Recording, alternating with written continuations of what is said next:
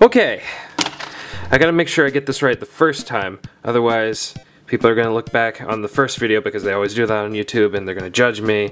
Okay, and yeah, so, okay, let me see. Angry reviews? I'm angry at video games. I'm cowabunga piece of dog crap. No, that's been done. Hang on. Let's see. Oh, a review with plot elements. But I can't do that because I don't know any demons on hand, at least not on the weekend. Let's see. Oh, humorous reviews. Okay, this I can do. All right, check this out. Okay, half a cup of outdated memes, a full cup of racism, a dash of misogynistic, incessant screaming, pointless candy. You know what? I got an idea. Why don't I just in there if that ever happened? All right, you know what? Let's just swing it and have fun instead of going by whatever goes. Hey guys, I'm Zeta, and this is my review show where I talk to you about a game or something that tickles my fancy because I can't use my game degree anywhere around here except for EA. I ain't working there. So until I work on my own indie games, here's the show.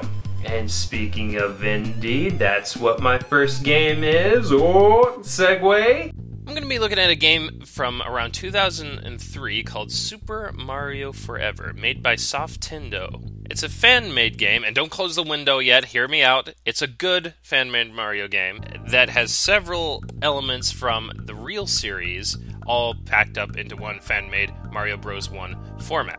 Now, the reason why I'm reviewing this isn't because it's a good fan-made game, it's more the fact that it plays like a really weird Polish bootleg. And I only say it's Polish because that's actually all I can tell you about this developer, is that they're from Poland and their name is Michal? Is that Michal Gdanek? I probably pronounced that wrong, I apologize. And he calls himself Softendo for some reason, I guess because he wants a company name linked to it? I don't know. Anyways, we're looking at this game. I should probably warn you guys, if you do decide to try this game out on your own, do be careful that you don't install something called Search Conduit. For some reason, Softendo or Michal, or what, let's just call him Softendo, decided to add this thing to it. I don't know. But the point is, it's kind of a pain to get rid of, so don't install that. I don't want to be responsible for you kids. After installing and probably looking up how to get rid of Conduit because you're like me and you rushed an installation and you forgot to be careful, crap, the game greets you with a menu that advertises some of Softendo's other games, and itself for some reason. But yeah, the other games over there, I'll cover those some other time. Maybe soon. Or whenever I feel like it. Click the big ol' start game button and choose the video mode and oh god! Jeez! Seriously, I don't know what scared me more, the volume or that freaking star. Look at that thing! Ugh. Softendo.com. Best free Mario fan games. Best virus I've ever played. Okay, here we go. Mario Forever's main title. Version 6.0 beta specifically, because that's how versions work. Also, my browser just opened. I didn't tell it to open, I don't know why it did. Get out of here! Also, good luck actually finding the sources of any of the music in this, because Softendo has an interesting habit of not crediting where they steal stuff from. I mean, yeah, he has no problem crediting himself several times in the end, but, just music sources, yeah, free sources. Yeah, a real original.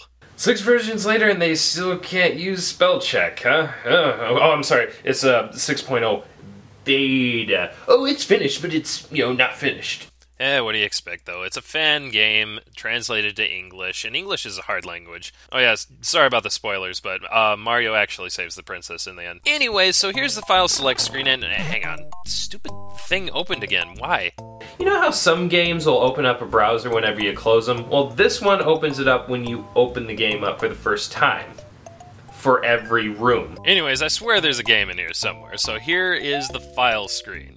And it's pretty cool, actually. It reminds me a lot of Super Mario Land 2's file select screen. So you got 3 files, and there's more to do to the left and right. To the left, you've got a little mini game called Mario Minix, which doesn't work no matter what I do. It says press center, but it doesn't do anything. I don't know why. Maybe it's because I had to use Joy to key, because whenever you go to the options and set it to Joypad or Yajpad? Yeah, it doesn't work, is the point. So forget about that. It wasn't fun anyways, trust me. So moving to the right, you got a system where you can buy power-ups for lives, which is actually pretty cool. So you got your usual fare from Mario Bros. 1, mushroom, flower. Then you've got a unique one that I think Softendo made themselves. It's like an eggplant or a radish or something? Maybe this is a reference to Mario Bros. 2's vegetables? I have no idea. But what this does let you do is let you throw up to 2 of these eggplants that kind of bounce around on the screen and break brick blocks. It's pretty fun at first, but since you can only throw 2 and it takes a while for them to go away and you want to throw another one, you're like, ah! Then you end up losing the power anyways. It's kind of finicky. You don't really want this power up.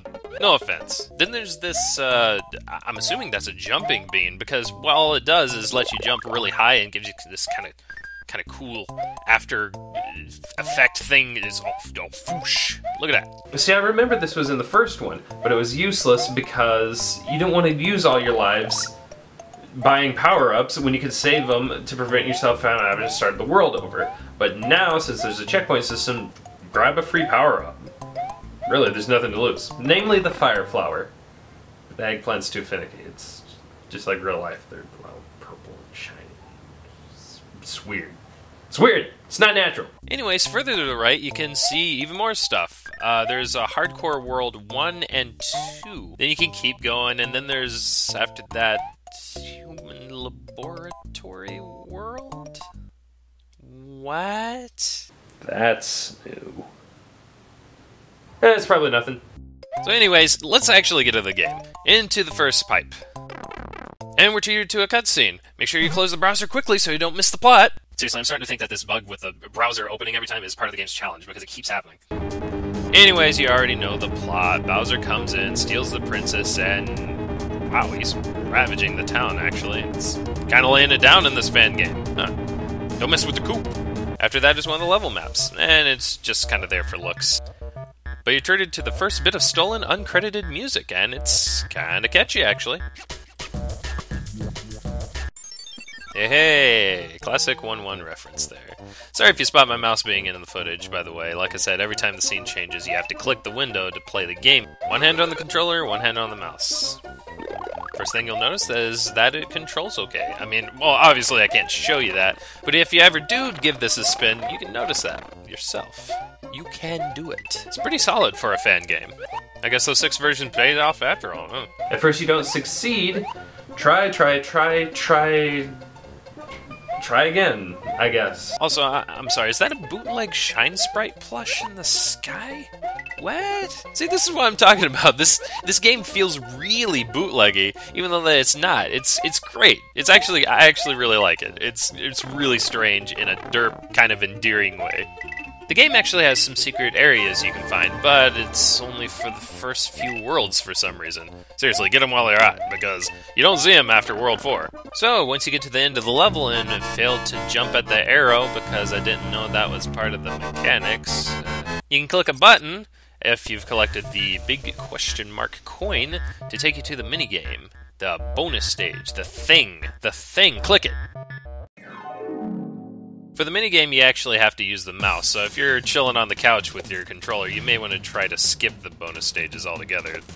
But if you decide to go into there, the objective here is to find all the stars on the screen with a limited amount of clicks. So basically, it's Babby's first shooting gallery, and all it does is net you extra lives, so really, as we've already established, they're kinda pointless, so there's no point to the bonus stages. I found them! Good. Anyways, from there on, you see the little mini cutscene that shows Mario going into the pipe, which is actually kind of neat. They actually change it depending on which environment you're entering. Let's talk about the level design here. You got the usual kind of Mario Bros. 1 affair. You got the overworld, the underworld, you got the sky world with some weird parallaxing there. And then you got underwater, which looks great, by the way. I actually really like this place, but sometimes I can't really tell if the coral's in the foreground or the background.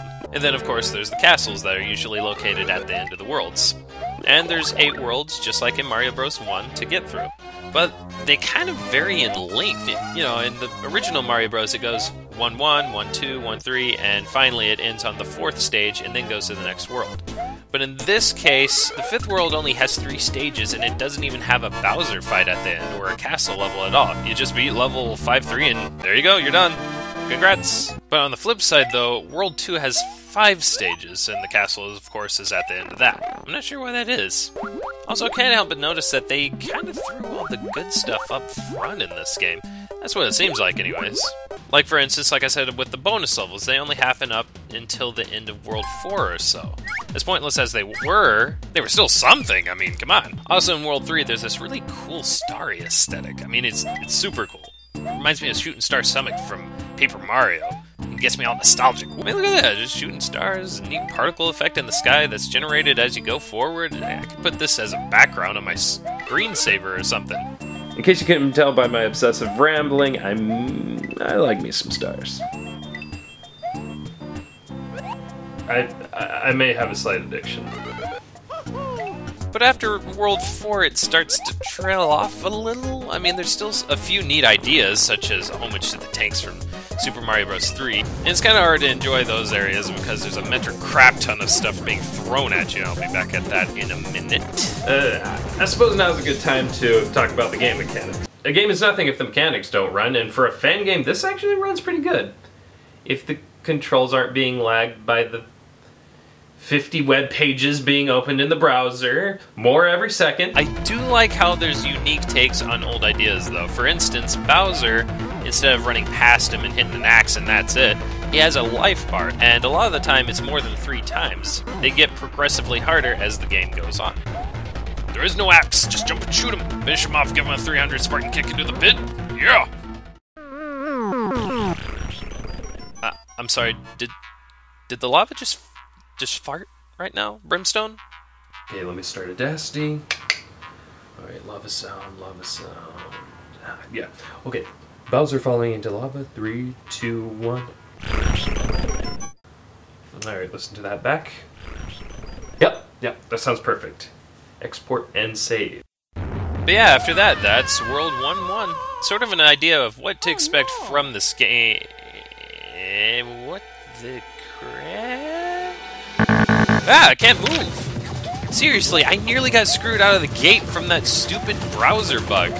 But more importantly, holy crap! Where did all this come from? There's fish bones and for some reason Paper Mario style parrot dry bones coming at me on the screen from all sides. Holy crap!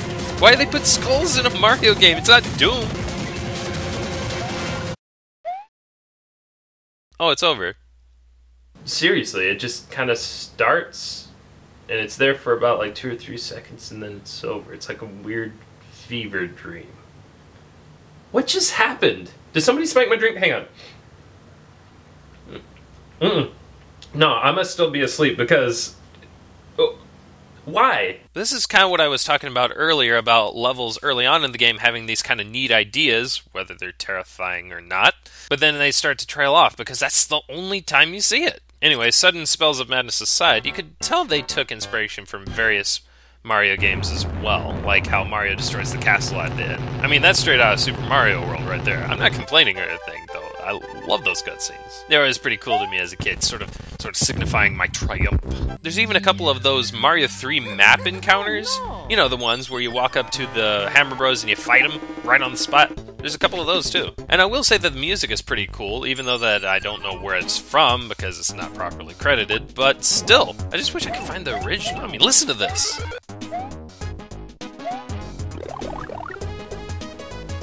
I could shake my butt to this music. But I won't because, you know, court order.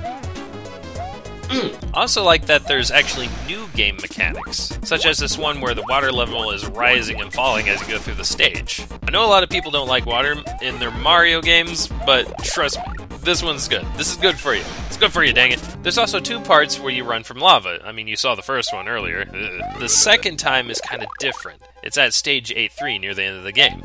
It's much longer and it has way less random enemies trying to kill you. Oh, did I also mention it gradually increases speed? Yeah, it pretends like it's easy, and then out of nowhere, boom! And if you mess up once, you're kind of dead. It's pretty rough.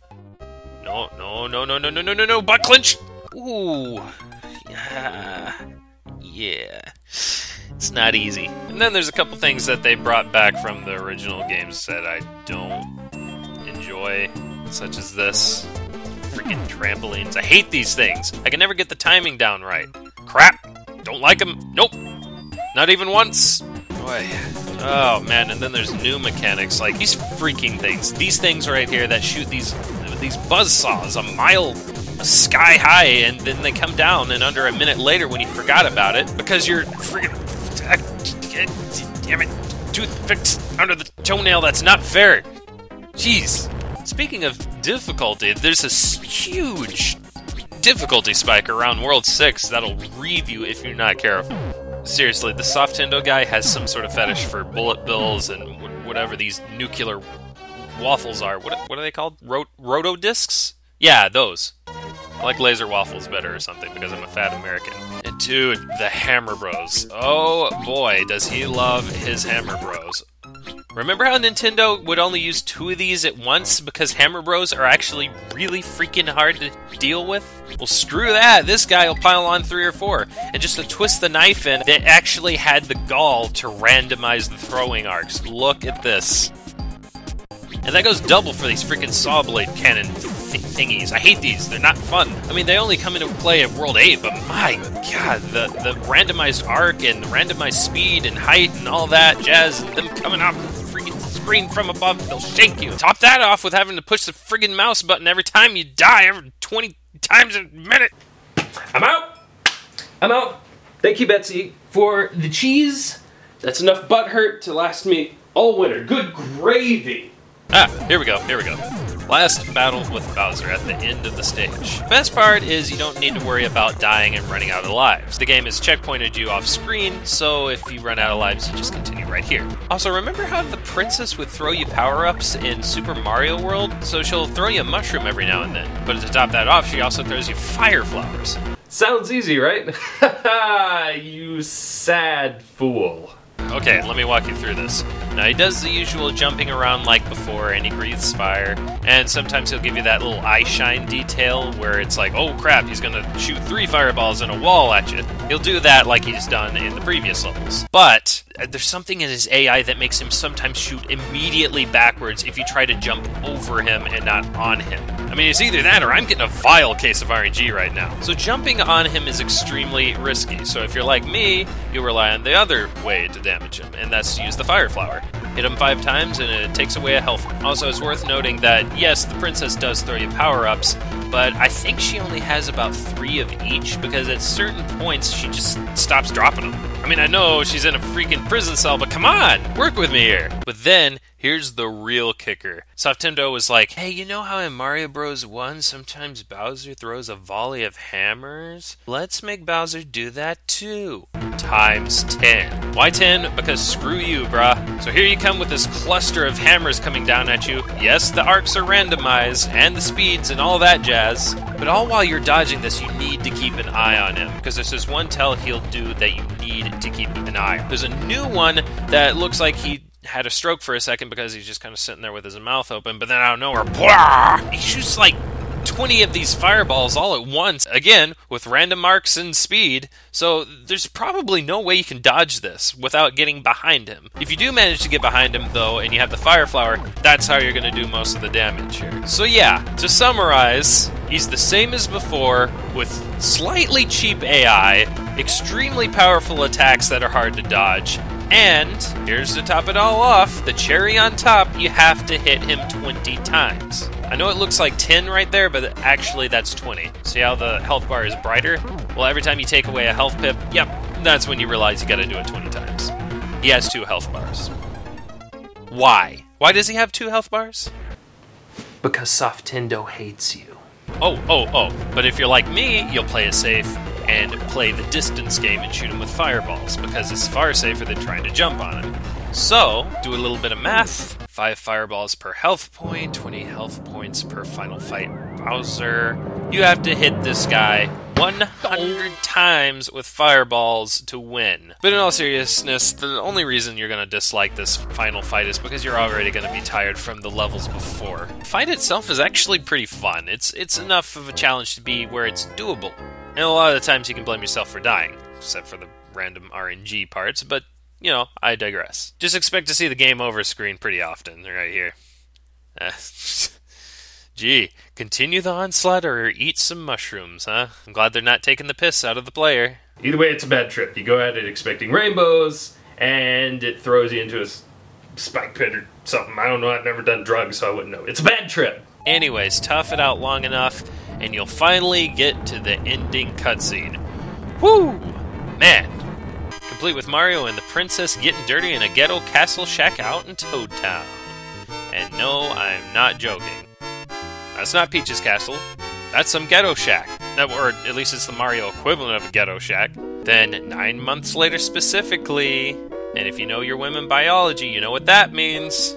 Peach gives birth to about 20 babies. Yep, I actually counted. There's about 20 there. This game is officially catering to fanfic writers. Congratulations. Then you finally get the credits that are all written in the most modest way possible with a really happy ending scene of burning rubble. Boy, they sure are modest. Made all by one person, right? Well, that's a lie because he said himself that not all the assets come from the original. Hey, you know that one student project that you had to present in front of the class, and then there was that one kid that compiled a video and then credited himself for about 50 things? This is that. We get it, man. You made it. I guess in Poland, when you rip music from a video game, it becomes public domain. Also, ingerence? What is that? What genre is that? Is it this one? Because if it's this, I love interrogance music. And that's all. Greetings right back at you, my little bootlegger.